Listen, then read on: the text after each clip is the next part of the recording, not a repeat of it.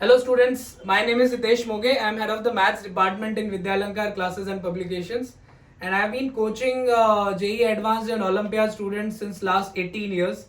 Before that, I completed my BTech from IIT Bombay. Okay, so today we'll be quickly talking about this important exam which is coming on 3rd of September, that is Indian Olympiad Qualifier in Mathematics. चलो तो सबसे पहले हम बात करते हैं exam pattern की. See it's a 3 hours paper. उसमें टोटल 30 क्वेश्चंस होंगे. 10 questions initially will be of 2 marks each, which will be slightly easier questions. Then there will be 10 questions of 3 marks, which will be kind of medium level questions. And then there will be 10 questions of 5 marks each. Now these questions will be really tricky one, or maybe we can say कि जो बहुत difficult वाले होते हैं. अब उसमें तुम 2 question कर पाते हो, 3, 4, 5, है ना. That will decide whether you qualify for the next round or not. So total 30 questions you are supposed to answer in 3 hours. Exam is difficult, थोड़ा low scoring है. You may not aim for all 30 questions. Try to solve as many as you can. सारे questions के जो answers है वो 0 से 99 के integers है. That means the answer can be 5, the answer can be 14, 22, but it will not be a decimal type of question. Okay, now if we quickly talk about the syllabus. So there is no prescribed syllabus actually. मतलब उसमें geometry है, basic algebra है, कुछ कुछ और चीज़ें हैं.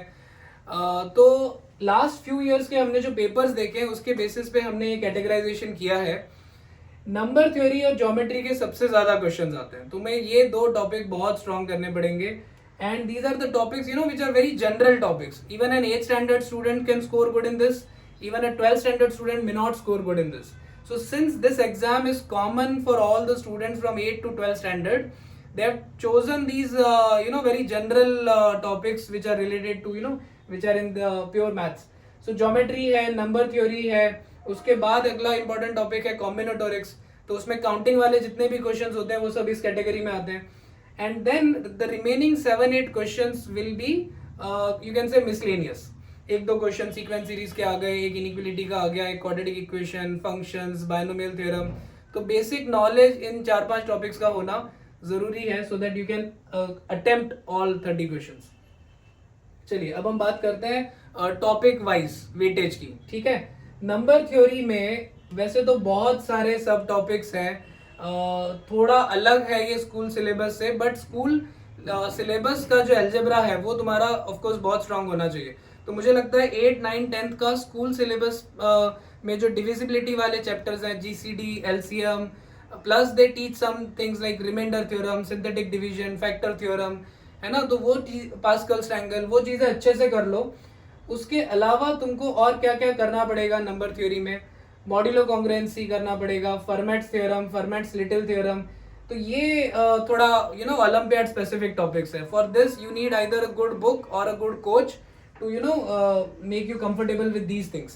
Wilson's theorem, Euler-Strachan theorem, ये सब कहीं ना कहीं मॉड्यूलो कॉन्ग्रुएंसी से कनेक्टेड है. तो पहले इसको अच्छे से करके फिर तुम इन थ्योरम्स को समझ सकते हो. ये हो गया नंबर थ्योरी. फिर उसके बाद ज्योमेट्री.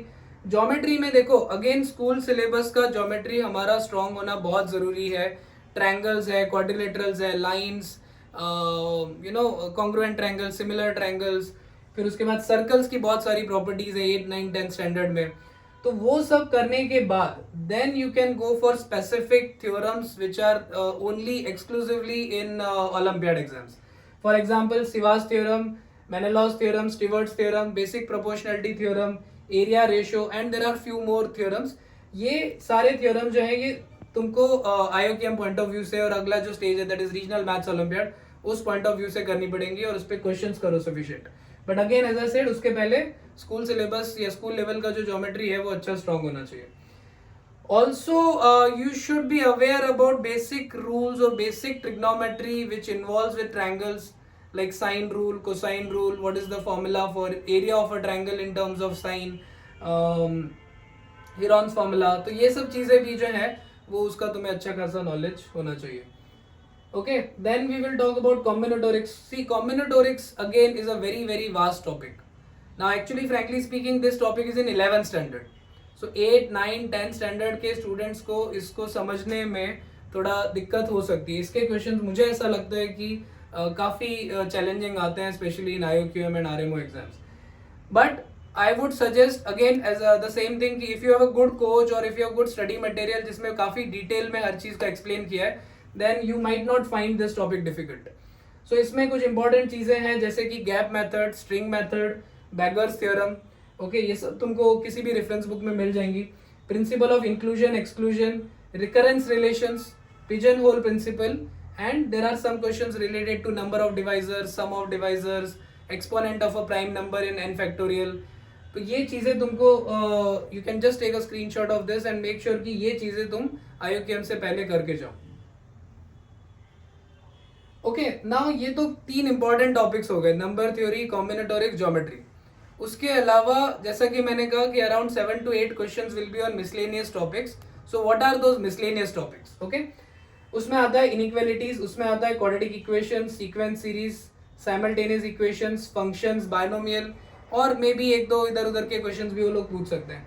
इनइक्वालिटीज में you can learn Cauchy Schwarz inequality, Chebyshev inequality, arithmetic mean greater than geometric mean, root mean square inequality. Quadratic equations का बेसिक नॉलेज हमें होना चाहिए, sum of roots, product of roots, common roots. Okay, sequence series में तुम करके जाओ arithmetic progression, geometric progression, arithmetico geometric progression. और काफी चांसेस है कि इस टॉपिक पे से अगर क्वेश्चन आता है तो वो टेलीस्कोपिक सीरीज पे आएगा, या तो कुछ ऐसी सीरीज जिनके डिफरेंसेस एपीजीपी में है, तो वो भी देख लेना एक बार. उसको हम बोलते हैं method of differences. Simultaneous equations में there is an equation called Diophantine equation. Now Diophantine equation के क्वेश्चंस प्री आरएमओ में, आरएमओ में बहुत बार आ चुके हैं. So basically these are the equations in which there are more number of variables than the number of equations. So you should just check out what are those equations and solve some questions on that. Functions में तुम्हें basic knowledge होना चाहिए, जैसे कि one function क्या होता है, domain क्या होता है, रेंज क्या होता है ना. बहुत ज़्यादा इन डेप्थ में जाने की ज़रूरत नहीं है इस टॉपिक में, बट थोड़ा बेसिक लेवल पे इसको कर लो. बायनोमियल थ्योरम में अगर तुम्हें सिर्फ थ्योरम भी पता है और तुमने वो उस टाइप के क्वेश्चंस किए हैं कि like 3 raised to 32 is divided by 11, then what is the remainder, तो वो that much is sufficient. Again ये टॉपिक भी बहुत हमको टेंजेंशियली लर्न करना है, इसमें बहुत ज़्यादा डेप्थ में नहीं जाना है for olympiad point of view. Okay, now what should be the preparation strategy in next coming 20-25 days? See, if you have not covered majority of the topics, if you have just filled the form of pre-RMO, IOQM, and you have not yet prepared for it as such, then no harm. Of course you give it your best attempt. अगर नहीं होता है तो अगले साल वापस appear कर सकते हो, ठीक है. But for this attempt I would say कि कवर ओनली इंपॉर्टेंट टॉपिक्स, जैसे कि मैंने कहा कॉम्बिनेटोरिक्स, नंबर थ्योरी एंड ज्योमेट्री. वो 3 टॉपिक कर लो. अगले 10 दिन में तुम उनकी थ्योरी देख लो, उन पे थोड़ा रिलीवेंट बेसिक लेवल के क्वेश्चंस कर लो, स्कूल लेवल का ज्योमेट्री और नंबर थ्योरी वगैरह खत्म कर लो. Then from 23rd और 24th अगस्त start solving higher level questions, मतलब थोड़ा IOQM लेवल के questions. I will suggest you some reference books, उसमें से तुम higher level questions करना start करो. In next 4-5 days solve higher level questions only for the important topics, not for all the topics. Okay, then from 28th onwards you can start giving mock tests. ज़्यादा तो time है नहीं, 3rd September को exam है, but since in the last week what you can do is कि every day या every alternate day you can solve some previous year questions of previous year question papers of pre-RMO और IOQM. तो ये link है इस video के description में, वहाँ पे जाके तुम उस लिंक पे क्लिक करके IOQM की जो वेबसाइट है, ऑफिशियल वेबसाइट, वहाँ से वो पेपर्स डाउनलोड कर लो, प्रिंट आउट ले लो और एग्जैक्ट एग्जाम कंडीशंस में उन पेपर्स को घर पे दो, ठीक है. चलिए, अगर किसी ने ऑलरेडी अच्छे से प्रिपेयर कर लिया है, उसका थ्योरी रिवीजन हो चुका है इन सारे टॉपिक्स का, तो then for those students I would suggest कि revise theory in short once again and directly start solving questions from higher level questions from the reference book. तो उसमें बहुत सारी बुक्स हैं, जैसे कि फॉर एग्जांपल प्रॉब्लम प्राइमर है, mathematical circles है, उसमें से तुम इन टॉपिक्स के, and since you have covered the syllabus I would suggest कि जितने वो जो नॉट सो इम्पोर्टेंट टॉपिक्स थे ना, उनके भी थोड़ा बेसिक थ्योरी पढ़ के उसके क्वेश्चंस करो. So that you should be like that you should cover by 22nd of August. And since you have more time, तुम ज़्यादा पेपर्स दो, every day from 23rd August to 1st September you should give one PYQ. Sufficient PYQs uploaded है उनकी website पे. You can easily give 8 to 10 sample papers. चलिए. Now some general tips. IOQM is a tough exam, no doubt about it. In fact, this is the first stage, IOQM. Okay. उसके आगे के stages और difficult हो जाएंगे. जैसे कि तुमको पता होगा जो next stage है, that is regional maths Olympiad. उसमें 3 घंटे में हमें सिर्फ 6 questions attempt करने होते हैं. Time is not a constraint. Okay. Think as much as you can.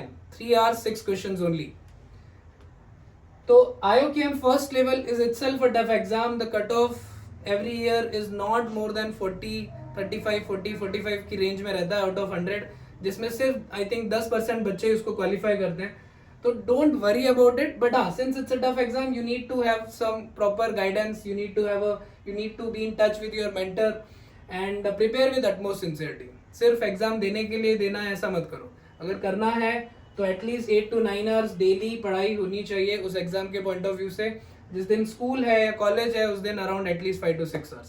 For the next 20 days you have to sincerely prepare for this exam. Don't go for too many books. Solve only one reference book and then directly go for the previous year questions. ठीक है. Focus on understanding the concepts thoroughly and don't rely on shortcuts. See shortcut काम करते हैं जब objective exam होता है तो हम ऑप्शंस एलिमिनेट कर सकते हैं, करेक्ट आंसर गेस कर सकते हैं. IOQM is not an objective exam. उसमें 0 से 99 तक कुछ भी आंसर हो सकता है. तो you can say there are 100 options. So don't rely on shortcuts. और वो ऐसा एग्जाम है भी नहीं कि जहाँ पे शॉर्टकट्स लगेंगे. इन डेप्थ नॉलेज होना चाहिए तुम्हें कंसेप्ट्स का. कम टॉपिक करो पर अच्छे से करो. Okay, these are the reference books.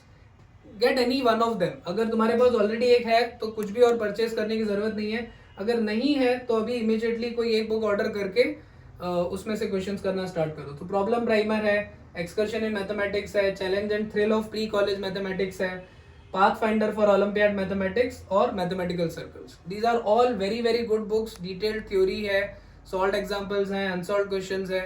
Just get any one of them and directly start solving. Okay, now during the exam, what you are supposed to do?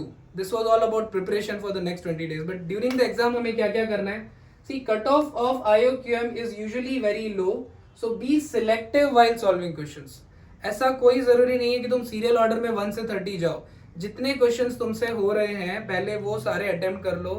Let's say in 2 hours, and then in remaining 1 hour you think about the questions which you could not solve. Okay, 50-60 marks भी अगर तुम ले आए तो you will be easily clearing this exam and you will be going to the next level. ठीक है. So be selective. Try to get maximum 2 and 3 marks questions correct because 5 marks question जो होंगे ना वो difficult होंगे.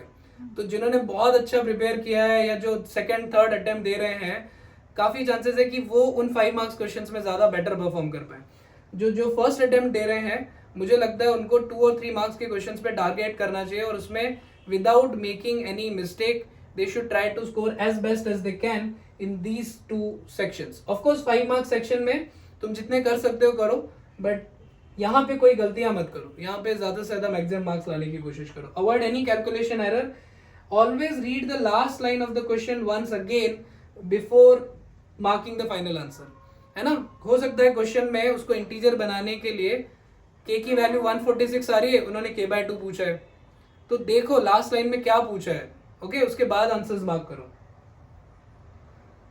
Since there is no negative marking, make sure that you write all the answers. कोई भी question छोड़ के मत आओ. कुछ ना कुछ गेस वर्क भी अगर नहीं टाइम बच रहा है, लास्ट में 5 क्वेश्चन बाकी है, लिख के आओ. अपना फेवरेट नंबर ही लिख दो, 42, 36, 75 जो भी है. ठीक है, बट कोई क्वेश्चन खाली मत छोड़ो. For single digit answers like 2, 5 जिनके आंसर्स हैं, you should mark the answers as 0, 2, 0, 5 because it is expected to write the answer in 2 digits. Be prepared mentally that the exam is going to be tough and you have to just perform your best without bothering what will be the final result. है ना. देखो final result हमारे हाथ में नहीं है. Selection कम होता है, कम बच्चों का होता है, बट इसका जो प्रिपरेशन है और ये एग्जाम देने का जो एक्सपीरियंस है that will help you in all future exams. तो give your best, prepare your best and then just hope for the best. ठीक है. Don't worry about the final result. Okay guys, so that's all from my side. Best of luck and so as I said, the link for all the PYQs will be in the description section. I hope you qualify this exam and go for the next level, that is Regional Maths Olympiad. Thank you. Bye.